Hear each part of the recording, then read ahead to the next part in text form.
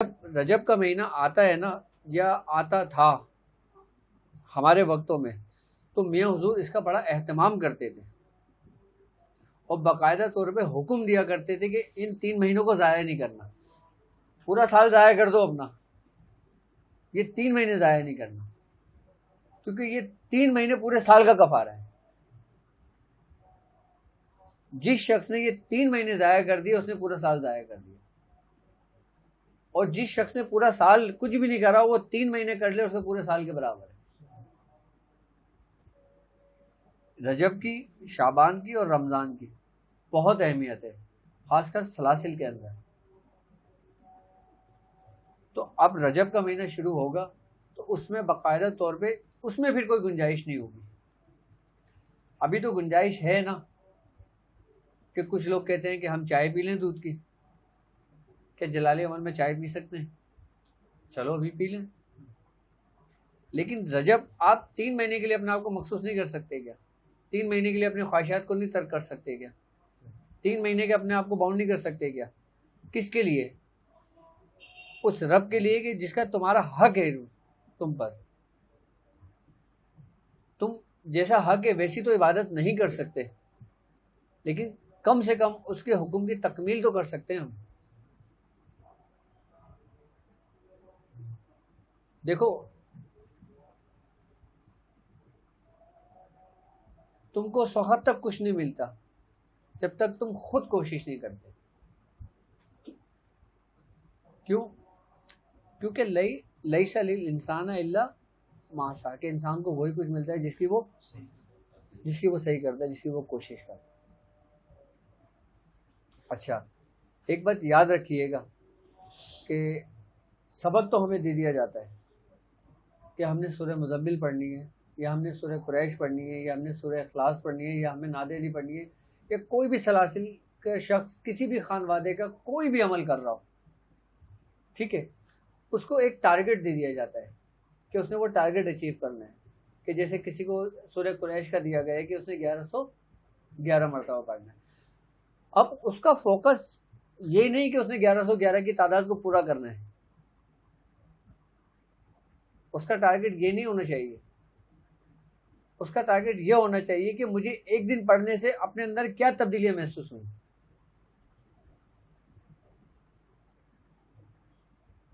اپنے اندر کیا تبدیلیاں محسوس ہوئی۔ اگر آپ تسبیح و تحلیل کی بات کرتے ہیں تو تمام شجر کرتے ہیں، تمام مخلوق کرتی ہے، تمام چرند و پرند کرتے ہیں، ملائکہ کر رہے ہیں، فرشتے کرتے ہیں، تو آپ کر رہے ہو تو آپ کو کیا کمال حاصل ہے؟ اس کو تمہارے پڑھنے کی ضرورت تھوڑی ہے، اس کو تمہاری عبادتوں کی ضرورت تھوڑی ہے۔ آپ اپنے آپ کو مخصوص کر رہے ہو، اس کو اس چیز کی ضرورت تھوڑی ہے۔ کیوں؟ کیونکہ سبحان اللہ تعالی ما تصفون، وہ تمام تعریفوں سے بالا تر ہے وہ ذات، اس کو تمہاری پڑھائیوں کی، تمہاری عبادتوں کی ضرورت تو نہیں ہے۔ اگر یہ تم کر رہے ہو تو کس لیے کر رہے ہو؟ پہلے تم نے اپنا ایک منزل کا تعین کرنا ہے۔ یہ نہیں کہ آپ کو سبق ملا اور آپ رٹافیکیشن پہ شروع ہو گئے۔ رٹافیکیشن کرنا ہے تو صرف ثواب ملنا ہے، لیکن اس کو سمجھ کے کچھ کرنا ہے، اپنے آپ کو مخصوص کر کے کرنا ہے، تو پھر اس کا اہتمام ہی الگ ہوگا اس کا۔ اچھا جب رجب کا مہینہ آتا تھا، جب ہم کوئی عمل کو بیٹھتے تھے، ہم باقاعدہ پورے اس کے لوازمات کی وہ تیاری کرتے تھے۔ ہاں ہم جب کوئی عمل کرتے تھے ہم باقاعدہ احرام کا استعمال کرتے تھے، خوشبو کا استعمال کرتے تھے، اپنی جگہ کا انتخاب کرتے تھے، اپنے پھر ایک وقت کا تعین کرتے تھے، اور پھر اس وقت پہ بیٹھتے تھے، اس وقت پہ اٹھتے تھے، اس وقت پہ کرتے تھے سب کچھ۔ یعنی کہ ان 3 مہینوں کے اندر ہمارا کوئی ایسا نہیں ہوتا تھا کہ آج 9 بجے بیٹھے تھے تو کل ہم 9:15 بجے بیٹھے ہیں، ہم 9 بجے ہی بیٹھے ہیں۔ یہاں تک کہ ان مہینوں کے اندر اگر گھر میں ہماری شادی بیاہ بھی گزری ہے تو ہم اپنے معاملات میں رہتے تھے، پھر اس کی برکتیں بھی ملتی ہیں۔ اچھا ہم جب پڑھتے ہیں تو کیا ہم سمجھتے ہیں کہ کیا ہم کامیاب ہو جائیں گے، ہم کامل ہو جائیں گے؟ ہم کس لیے پڑھتے ہیں؟ ہم صرف اس لیے پڑھتے ہیں کہ ہمارے شیخ کا حکم ہے، اور ہمیں حکم کیوں ہے یہ ہمیں نہیں پتا۔ ایک بات یاد رکھنا کہ پورے سلسلے کی روحانیت، پورے جہاں کی روحانیت تمہارے شیخ کے حکم میں ہے۔ جو تم کر رہے ہو اس کمالات میں نہیں ہے، تم جو ریاضت کر رہے ہو اس کمالات میں نہیں ہے، تم جو پرہیز کر رہے ہو ان پرہیز میں نہیں ہے۔ اگر روحانیت قرآن پاک پڑھنے سے ملتی نا تو کچھ لوگ ایسے ہیں جو ساری زندگی قرآن پاک پڑھاتے ہیں اور وہ اس سے غافل ہوتے ہیں،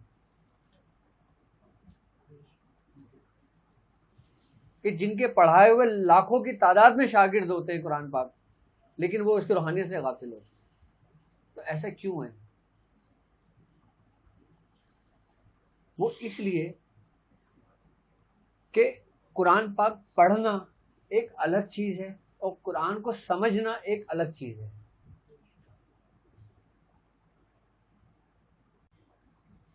سمجھا کس نے؟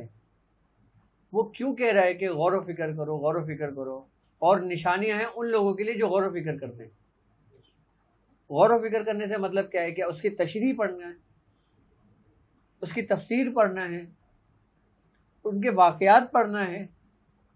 کیا ہے غور و فکر؟ یہ لفظی معنوں میں اگر لیا جائے تو غور و فکر یہی ہوگا نا کہ اگر کوئی آیات ہے جیسے الحمدللہ رب العالمین ہے، ہم اس کا ترجمہ پڑھ لیں، ہم اس کی تفسیر پڑھ لیں، یا ہم اس کے معنی نکال لیں، یا ہم اس کے بارے میں پڑھ لیں، اس کو غور و فکر کہتے ہیں آپ۔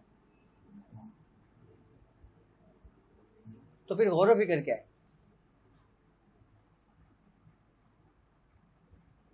غور و فکر جو ہے نا، یہ سمجھ لیں کہ جب تمہارا شیخ جب تمہیں کوئی چیز تعلیم کرتا ہے، اور جب وہ تمہیں کوئی چیز تعلیم کرتا ہے تو سب سے پہلے تو تمہاری اصلاح کرتا ہے۔ اصلاح کرنے کے بعد شیخ پھر اپنی توجہ منتقل کرتا ہے۔ اچھا، جب تم پہ وہ توجہ منتقل کرتا ہے نا تو تم غیب کا مشاہدہ کرتے ہو۔ کس کا مشاہدہ کرتے ہو؟ غیب کا مشاہدہ کرتے ہو۔ اور جب تم غیب کا مشاہدہ کرتے ہو تو اس کو کہتے ہیں تجلی روحانی۔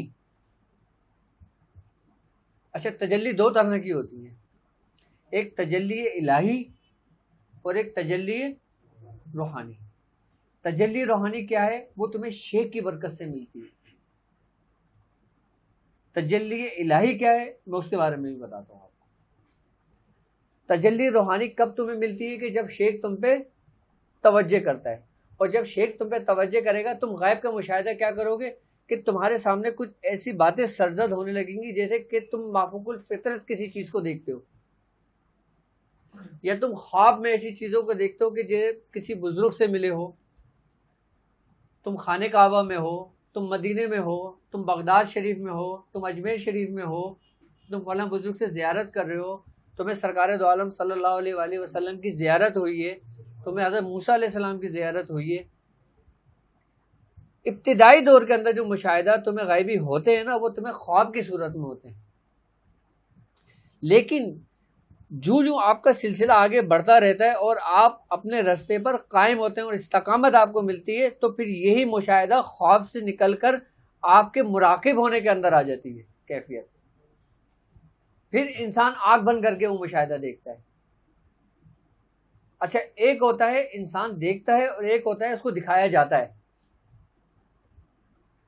جب شیخ توجہ کرتا ہے نا، اچھا شیخ توجہ کب کرے گا؟ کہ جب اس آپ حالت استغراق میں ہوگے، یعنی کہ تم اپنے اس معاملات میں، اس سبق میں جو تمہیں دیا جائے گا کہ تم اس میں بالکل غرق ہو چکے ہوگے، اس کے اندر پورا ڈوب چکے ہوگے، پھر شیخ تم پہ تجلی کرتا ہے، جو تجلی روحانی جسے کہتے ہیں۔ جب وہ تم پہ تجلی روحانی کرے گا تو تمہارے اندر کچھ کیفیتیں پیدا ہوں گی۔ اب جیسے مثال کے طور پہ ایک شخص ہے، اس کو سرکار دو عالم صلی اللہ علیہ وآلہ وسلم کی زیارت ہوئی ہے۔ اب ایک شخص ہے، اس کو حضرت موسیٰ علیہ السلام کی زیارت ہوئی ہے۔ اب ایک شخص ہے، اس کو اس پڑھائی کے اندر ایک سرور، ایک لذت آنے ملی ہے۔ ایک شخص ہے، اس کو اتنا سرور ملا ہے کہ اس کا اٹھنے کا دل نہیں کر رہا۔ جب ہمارے اندر ایسی کیفیتیں پیدا ہوتی ہیں نا تو لگتا ہے کہ ہمیں کسی شیخ کی ہمیں پر توجہ ہوئی ہے۔ آئی بات سمجھ میں؟ اچھا، پھر انسان کے ساتھ کیفیتیں ایسی ہوتی ہیں پھر اس کو اپنے ارد گرد اپنے ساتھ جو نا کچھ محسوسات ہونے لگتے ہیں. یہ چلے کے دوران کی بات کر رہا ہوں میں آپ سے وہ بات کر رہا ہوں جو پریکٹیکلی بات ہے. یہ وہ باتیں نہیں جو کتابوں میں لکھی ہوئی ہیں. میں اپنے بزرگوں کے تجربات آپ سے شیئر کر رہا ہوں. جب آپ پڑھائی پہ بیٹھیں گے، جب تجلی آپ کو تجلی روحانی جب آپ کو عطا ہوتی ہے نا، تو آپ کے اندر ایک ایسی کیفیت پیدا ہوتی ہے کہ آپ کو اپنے ارد گرد کچھ محسوسات ہونے لگتے ہیں. اچھا، یہ ابتدائی حالت میں آپ کو ایسا فیل ہوتا ہے کہ جیسے آپ کے ساتھ کوئی ہے. اچھا، کوئی ہوتا بھی ہے. آئی بات سمجھ میں؟ اس میں جنات ہوتے ہیں. آئی بات سمجھ میں؟ اور کوئی کام ہم جب پڑھ رہے ہوتے ہیں نا، تو اس کے جو نوری موکلان ہوتے ہیں نا، پھر ان کی بھی آمدیں ہوتی ہیں.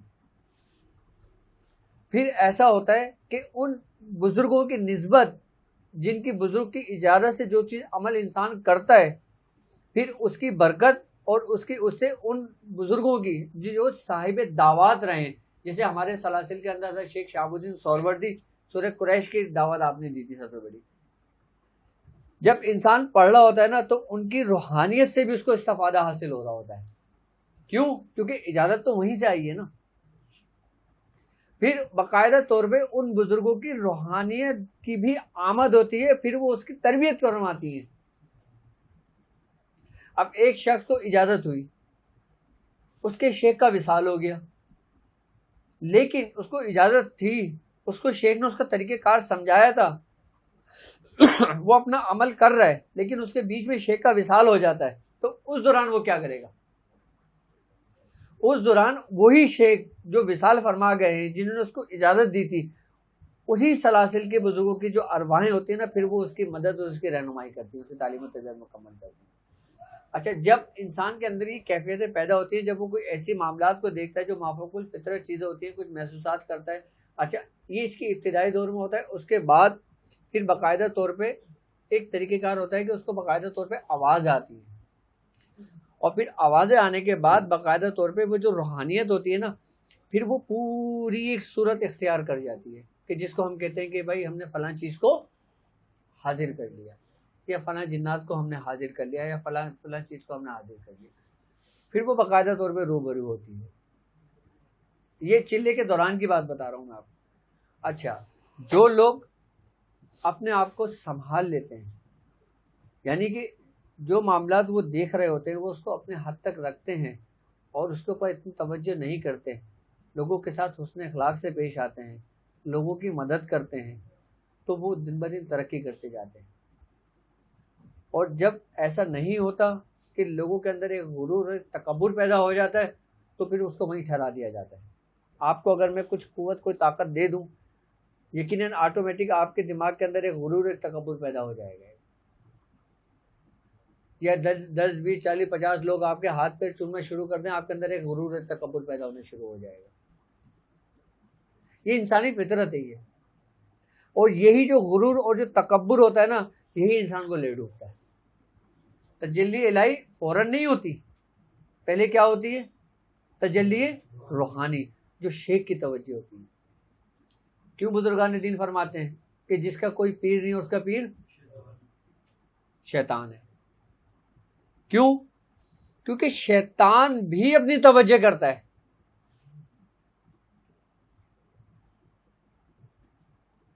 جس راستے پہ چلنے کے لیے کوئی اس کا استاد کامل نہیں ہوتا، اس کا پیر نہیں ہوتا، تو پھر شیطان اپنی توجہ سے اس کو وہ منزلیں طے کراتا ہے. لیکن شیطان جب منزلیں طے کراتا ہے تو پھر وہ کس کی کرائے گا؟ عالم ناسود کی طرف لے کے چلے جائے گا، اور وہ اس کو اسی میں غرق کر دے گا، وہ اسی میں آپ کو گمراہ کر دے گا.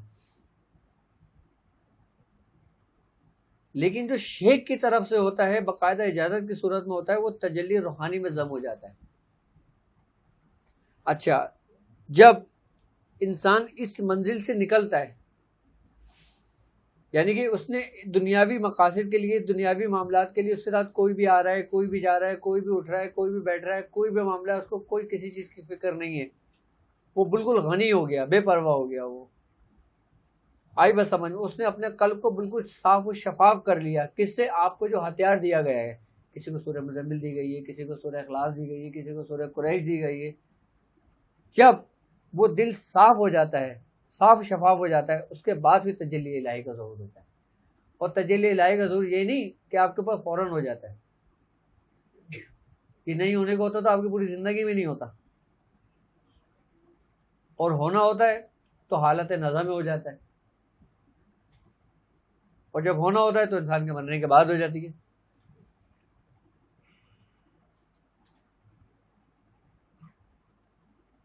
بھائی اس کی تجلی تمہارا قلب برداشت کر سکتا ہے؟ تم برداشت کر سکتے ہو؟ تو پھر ہم پر جو تجلیات انوار کی جو بارش ہو رہی ہوتی وہ کیا ہیں پھر؟ کیا وہ صادق ہیں؟ کیا وہ زندیق ہیں؟ کیا وہ کاذب ہیں؟ پھر کیا ہیں وہ؟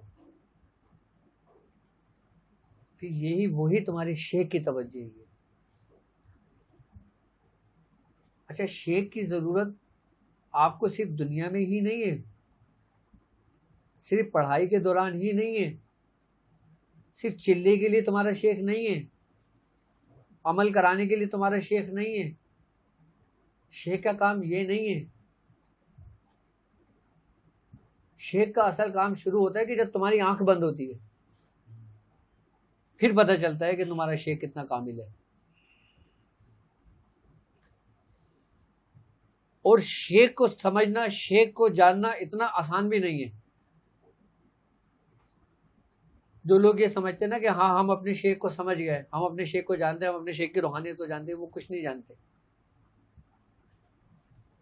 یہاں تک کہ حضرت شیخ شرف الدین یحییٰ منیری رحمۃ اللہ علیہ آپ اپنے مکتوبات صدی کے اندر لکھتے ہیں کہ بروز محشر اللہ رب العزت حضرت اویس کرنی رضی اللہ تعالیٰ عنہ کی صورت میں 70,000 ملائکوں کو پیدا کر فرمائے گا. کس کی صورت میں؟ حضرت اویس کرنی رضی اللہ تعالیٰ عنہ کی صورت میں 70,000 ملائکہ کو پیدا فرمائے گا. صرف اس لیے کہ اس وقت ایک شور مچا ہوا ہوگا کہ وہ عاشق کہاں ہے، وہ محبوب کہاں ہے کہ جس پہ رب کی تجلی ہوئی تھی، حب کی، اس کی محبت کی، اس کے محبوب کی، کہ جس کے عوض لوگ بخشے جائیں گے.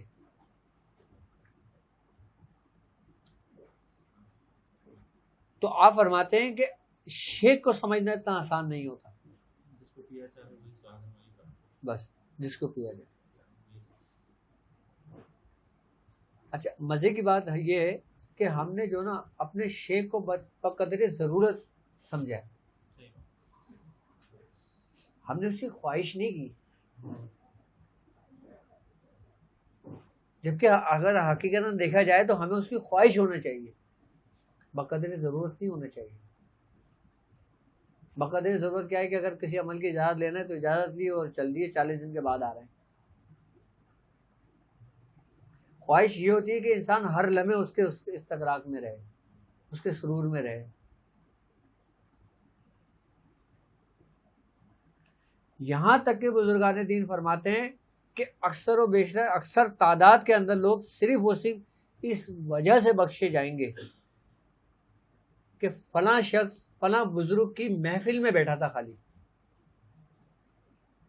بڑے بزرگ فرماتے ہیں کہ اس لیے بخشے جائیں گے کہ اس نے اس ولی کرام کے ہاتھ کو بوسہ دیا تھا کہ اللہ تعالیٰ اس کو بخش دے گا اس بات پہ. خالی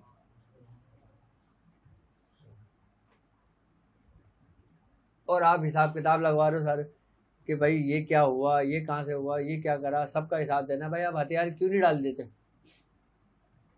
آپ ہو حساب کتاب دینے کے قابل؟ کوئی شخص ایسا ہے جو اپنے اعمال سے جنت میں جائے گا؟ کوئی بھی نہیں ہے. یہاں تک کہ اللہ کے فضل سے سب جنت میں جائیں گے. اچھا جنت بھی سب کچھ نہیں ہے. ہاں جنت میں تمہیں تمہارا محبوب نہ ملے تو تمہارے لیے قید خانہ ہے. دنیا میں تمہیں تمہارا محبوب مل جائے تو یہی تمہاری جنت ہے. تو یہی تمہاری جنت ہے. تم اسی کو کیوں نہیں جنت بناتے ہو؟ نبی کریم صلی اللہ علیہ وآلہ وسلم کی حدیث ہے، آپ نے فرمایا جو شخص دنیا میں جس سے محبت رکھے گا بروز محشر اس کا حساب کتاب انہی لوگوں کے ساتھ ہوگا. آپ دیکھ لو آپ کس سے محبت کرتے ہو. میں کہتا ہوں آپ کچھ بھی نہ کریں, صرف محبت رکھیں. اگر محبت بھی نہیں کر سکتے تو آپ اولیاء کرام کے نام یاد کر لیں, کہ لوگ باقاعدہ طور پہ ان ولیوں کے نام یاد رکھنے کی وجہ سے بھی بخشے جائیں گے. کیوں؟ کیا وجہ ہے اس کی؟ قرآن کہتا ہے نا کہ فاذکرنی اذکرکم, کہ تم میرا ذکر کرو میں تمہارا ذکر کروں. اب آپ جس ولی کا نام لیں گے اس نے ساری زندگی کرا کیا تھا؟ اگر آپ اس کا نام لے رہے ہو تو آپ کے دل میں کس نے ڈالا ہے؟ تو وہ تم کو کیسے یاد کر رہا ہے؟ اور وہ تم کو ہمیشہ کے لیے یاد کر رہا ہے. لیکن تم پہلے اس کا ذکر تو کرو. اس نے تمہیں کلیہ دے دیا نا کہ تم میرا ذکر کرو میں. وہ ہمارا ذکر کیسے کرے گا؟ وہ ہمارا ذکر ایسے کرے گا کہ لوگوں میں تمہاری محبتیں ڈال دے گا دلوں میں. آج حق فرید یا فرید, حق فرید یا فرید, آج تک صدائیں چل رہی ہیں. آپ کو گزرے ہوئے کتنا عرصہ ہو گیا؟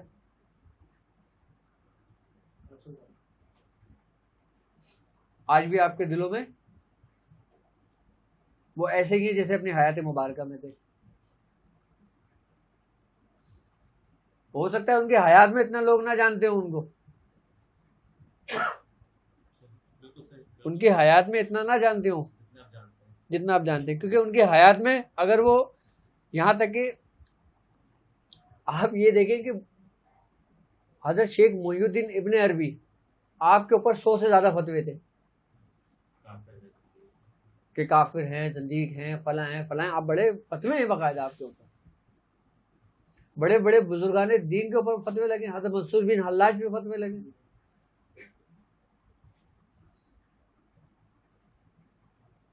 تو پھر وہ کیا تھا؟ ولی کی زندگی میں اس کو اتنا لوگ نہیں جانتے جتنا اس کو اس کے بعد اس کو جانتے. کیوں؟ یہ اس لیے کیونکہ نبی کریم صلی اللہ علیہ وسلم کا فرمان ہے. آپ نے فرمایا کہ جو شخص کیا کہ مر جاؤ مر جانے سے پہلے, حدیث یہی ہے نبی کریم صلی اللہ علیہ وسلم کی. آپ نے کیا فرمایا کہ مر جاؤ مر جانے سے پہلے. اگر تم مر جانے سے پہلے مر جاؤ گے نا, اللہ تبارک تعالیٰ تمہیں ہر دور میں ایک نئی زندگی دے گا. کشت گانے خنجر تسلیم را, ہر زباں از دے جانی دیگر از. یعنی کہ جو شخص تسلیم کے خنجر سے اپنے آپ کو قتل کر دیتا ہے, اللہ رب العزت اس کو ہر دور میں ایک نئی زندگی دیتا ہے. اب بتاؤ کس نے اپنے آپ کو قتل کیا ہے؟ کس نے اپنے آپ کو مارا ہے؟ اس کا یہ تو کلیہ ہو گیا کیا کہ تم مرو گے تو تمہیں زندگی ملے گی.